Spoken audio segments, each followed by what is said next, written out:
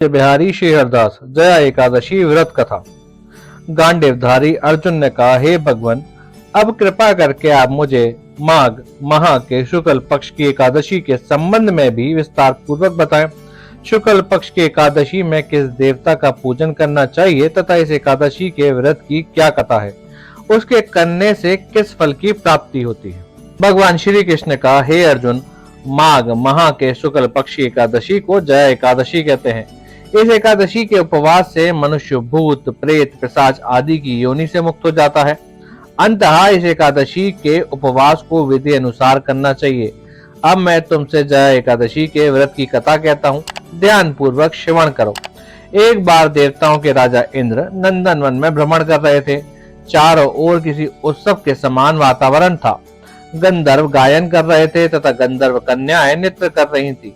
वहीं पुष्पवती नामक गंधर्व कन्या ने माल्यवान नामक गंधर्व को देखा तथा उस पर आसक्त होकर अपने हाव भाव से उसे रिझाने का प्रयास करने लगी। माल्यवान भी उस गंधर्व कन्या पर आसक्त होकर अपने गायन का सुर ताल भूल गया।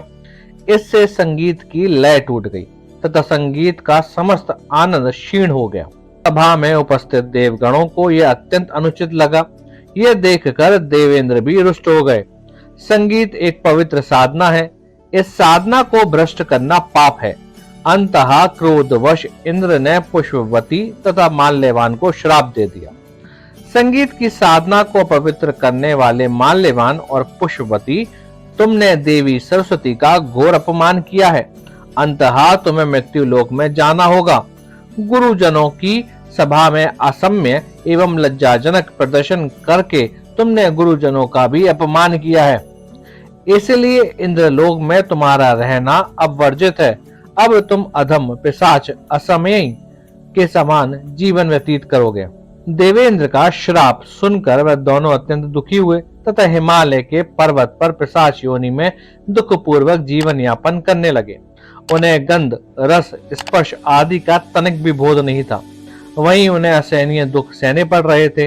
रात दिन में उन्हें एक क्षण के लिए भी निद्रा नहीं आती थी। उस स्थान का वातावरण अत्यंत शीतल था, जिसके कारण उनके रोम रोम खड़े हो जाते थे, हाथ पैर सुन्न पड़ जाते थे तथा दांत किटकिटाने लगते थे। एक दिन उस पिशाच ने अपनी स्त्री से कहा, ना मालूम हमने पूर्व जन्म में कौन से पाप किए हैं जिसके कारण हमें इतना दुखदायी ये पिशाच योनि प्राप्त हुई है। पिशाच योनि से नरक के दुख सहना अधिक उत्तम है। इसी प्रकार के अनेक विचारों को कहते हुए अपने दिन व्यतीत करने लगे। भगवान की कृपा से एक समय माह के शुक्ल पक्ष की जया एकादशी के दिन इन दोनों ने कुछ भी भोजन नहीं किया तथा ना ही कोई पाप कर्म किया। उस दिन मात्र फल फूल ग्रहण करके ही दिन व्यतीत किया तथा महान दुख के साथ पीपल के वृक्ष के नीचे विश्राम करने लगे। उस दिन सूर्य भगवान अस्ताचल को जा रहे थे। वह रात्रि इन दोनों ने एक दूसरे से सटकर बड़ी कठिनता से व्यतीत की। दूसरे दिन प्रातः काल होते ही प्रभु की कृपा से इनकी पिशाच योनि से मुक्ति हो गई तथा पुनः अपनी अत्यंत सुंदर अप्सरा एवं गंधर्व की देह धारण करके तथा सुंदर वस्त्रों एवं आभूषणों से अलंकृत होकर दोनों स्वर्गलोक को चले गए। उस समय आकाश में देवगण तथा गंधर्व इनकी स्तुति करने लगे। नागलोक में जाकर इन दोनों ने देवेंद्र को दंडवत प्रणाम किया। देवेंद्र को भी उन्हें उनका वास्तविक रूप से देखकर महान विस्मय हुआ। उन्होंने पूछा, तुम्हें पिशाच योनि से किस प्रकार मुक्ति मिली, उसका संपूर्ण वृतांत मुझे बताओ।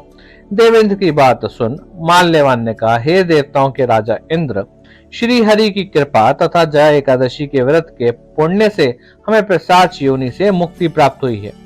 इंद्र ने कहा, हे माल्यवान, एकादशी व्रत करने से तथा भगवान श्री हरि की कृपा से तुम लोग पिशाच योनि को त्याग कर पवित्र हो गए हो।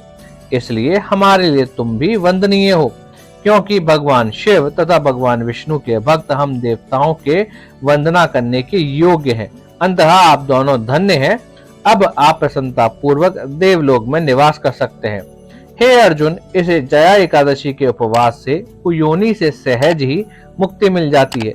जो मनुष्य इस एकादशी का व्रत कर लेता है, उसने मानो सभी तप यज्ञ दान कर लिए हैं। जो मनुष्य श्रद्धा पूर्वक जया एकादशी का व्रत करते हैं वह अवश्य ही सहस्त्र वर्ष तक स्वर्ग में वास करते हैं। ऐसे ही दिव्य कथा सुनने के लिए वीडियो को लाइक करें, चैनल को सब्सक्राइब करें, बेल आइकन दबाएं और कमेंट करें। जय श्री हरि।